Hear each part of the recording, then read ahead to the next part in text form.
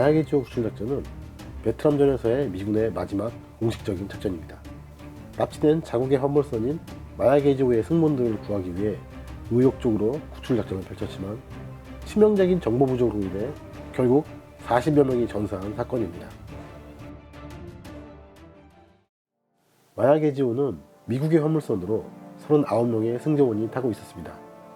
사실 순수한 민간 상선이라고 할 수는 없고 미국 대사관의 기밀 물자 등을 선적하고 있었습니다. 사이공 함락 직후인 5월 12일 태국으로 향하던 마야게 지오가 RPG를 쏘며 접근한 크메르 루즈군의 경비정에게 납치당하는 사건이 발생합니다. 당시 캄보디아는 킬링필드로 유명한 크메르 루즈 정권이었죠. 크메르 루즈군은 자국의 영해를 침범했다고 주장했지만 미국은 국제수역이라고 주장했습니다. 납치당하기 직전 마야게 지오에서 보낸 SOS 신호가 미국에게 전달되었고 당시 미국 대통령이던 제럴드 포드는 미국에 대한 중요한 도전이라고 생각하여 대노했습니다. 안 그래도 베트남 철수 때문에 자존심이 상한 미국이었는데 게임도 안 되는 캄보디아 주제에 감히 미국의 상선을 납치하다니요. 게다가 68년도에 발생한 미 해군 정보함 푸에블로우 사건도 영향이 있었습니다. 이때 북한에 의해 푸에블로우가 납치되었을 때 미국은 적극적으로 군사력을 동원하지 않았다가 이후 약 11개월간의 인질극을 당하게 되었던 악몽이 되살아난 것입니다. 미국은 이번엔 즉각적인 구출작전 계획을 세웠습니다. 우선 근처에 있던 항공모함 코럴-C가 해당 지역으로 이동했고 F-111, A-7 콜세어, AC-130 건식 등의 항공전력과 두 척의 구축함, 오키나와 주둔 해병대를 동원해 구조대를 편성합니다.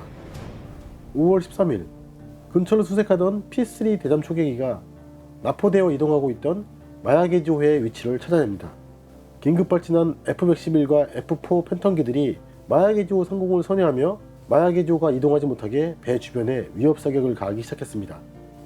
마야게 지오 주변으로 접근하던 크메르 루즈군의 경비함들은 미군의 공격을 받았으며 포드 대통령은 인근의 코탕섬에서 나오는 모든 선박을 저지하거나 격침하라는 명령을 내립니다. 이렇게 마야게 지오를 캄보디아 본토로 이동하지 못하게 잡아둔 미군은 두 개의 구조대를 편성합니다. 60여 명으로 이루어진 구출팀은 납포된 마야게 지오를 탈환하고 170여 명으로 이루어진 강습팀은 승조원들이 억류된 것으로 예상되는 코탕섬을 점령하기로 합니다. 하지만 5월 13일 저녁 작전 실패의 암시였는지 구출 작전을 위해 이동하던 CH-53 한 대가 기계 고장으로 추락하는 사고가 발생하여 18명의 공군 헌병대 병력과 5명의 승무원이 전원 사망하는 사고가 발생합니다. 이로 인해 작전이 일시 중단되기도 합니다. 결국 5월 15일 아침 6시 항공모함에서 이륙한 A-7 콜세어기들이 마야게 지오에 체류가스를 투입하고 바로 구출팀의 돌입작전이 시작됩니다. 하지만 배는 텅 비어 있었고 결국 마야게 지오는 미 해군 구축함 홀트가 예인하게 됩니다. 이후 근처를 초기 비행 중이던 P-3가 승조원들이 타고 있던 작은 어선을 발견하게 되고 이로써 마야게 지오 승조원들은 전원 무사 구출하게 됩니다. 사실 작전 시작 시각인 오전 6시 7분에 크메르 루즈는 라디오를 통해 마야게 지오를 석방할 거라고 발표했지만 미국 정부는 이를 믿지 않고 작전을 진행했습니다. 만약 이때 작전을 중지했으면 구출팀이 인질수보다 더 많이 사망하는 불필요한 희생은 있지 않았을 것입니다. 하지만 진짜 비극은 다른 곳에서 일어나고 있었습니다.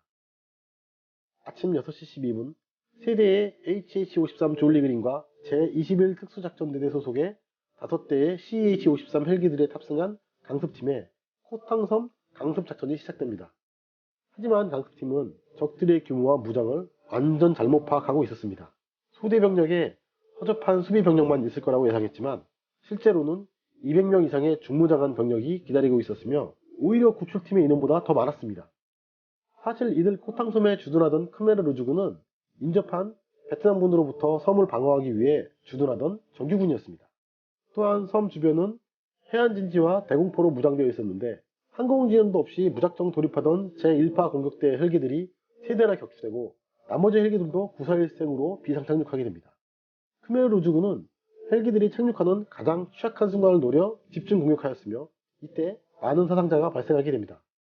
먼저 적을 기만하기 위해 서쪽으로 접근하던 콜사인 나이프 21은 병력을 내린 후 겨우 이륙했지만 엔진이 피격되어 얼마 못 가서 바다에 추락하고 맙니다. 콜사인 나이프 22도 심각하게 피격되어 병력을 내려놓지도 못하고 겨우 태국으로 돌아가서 해안가에 불시착하게 됩니다. 동쪽 해안으로 접근하던 6대의 주력 병력은 더욱 치명적인 피해를 입었습니다. 콜사인 나이프 31은 조종석 쪽에 RPG를 2발이나 얻어맞았고 연료 탱크에도 불이 붙으면서 바다로 추락합니다. 이 충돌로 인해 해군 2명과 해병대원 10명이 전사합니다. 나머지 생존자들도 구조될 때까지 바다 위에서 2시간 넘게 떠 있어야 했습니다. 콜사인 나이프 23은 RPG에 맞아 추락하며 꼬리날개 부분이 날아갔으나 20여 명의 해병대원들을 기적적으로 해변에 상륙시킵니다. 하지만 이들은 이후 12시간이나 고립된 채로 전투를 치르게 됩니다. 제1파 선발대가 격렬한 저항에 고전하자 두 곳의 해안에 병력을 추가하는 작전을 변경하여 교두보를 확보한 서쪽 해안에 추가 병력을 집중하기로 합니다. 이후 악전고투 끝에 추가적으로 81명의 해병대원들이 서쪽 지역에 착륙하였지만 적들의 집중 공격에 고립되어 동쪽 해안에 있던 병력과 합류를 하지 못하게 됩니다. 결과적으로 호탕섬 강습에 참여했던 제1파 공격대 헬기 8대 중 3대가 격추됐고 4대가 심하게 대파되어 작전을 지속할 수 없었습니다. 제2파로 추가 병력 127명이 도착했지만 적들의 강력한 화력에 호탕섬에 쉽게 착륙하지 못했습니다. 이날 오후 미 합동참모본부는 마야게즈호와 승조원들을 되찾았다는 소식에 작전 중지를 결정하였고 그날 저녁 8시까지 헬기를 이용한 호탕섬 철수작전이 진행되었습니다. 강습작전이 아니라 이젠 구출작전이 되어버린 겁니다. 주변의 구축함들과 피격된 헬기들까지 동원하여 극적으로 호탕섬에 상륙한 병력들이 모두 철수에 성공했다고 생각했지만 저녁 8시 20분경 해안가 경계선에 배치되어 있던 3인조 M60 기관총 팀원이었던 3명의 해병대원들 구조 무전을 받게 됩니다. 다음날 아침 해변과 주변을 수색하였지만 결국 3명의 해병대원을 찾지 못했습니다. 남아있던 현지 병력은 네이비 실 등을 동원해 좀 더 적극적인 호탕섬 수색을 하려고 하였지만 상부에선 확전을 우려하여 작전 중지를 명령합니다. 이후 3명의 해병대원은 포로가 되어 잔인하게 처형당했으며 해변에 매장되었다고 합니다. 스킨스쿠버로 유명해진 호탕섬에서는 최근까지도 이들의 유해 발굴 작업이 있었다고 합니다.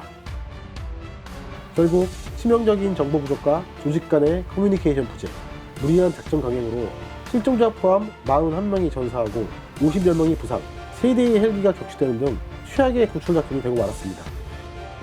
미국 정부 입장에선 어쨌든 마야게즈호와 승조원들을 모두 구출했으니 나름 성공한 작전이라고 대대적인 언론 플레이를 했지만 실질적으로는 너무나 큰 희생을 치르고 만 작전이었습니다.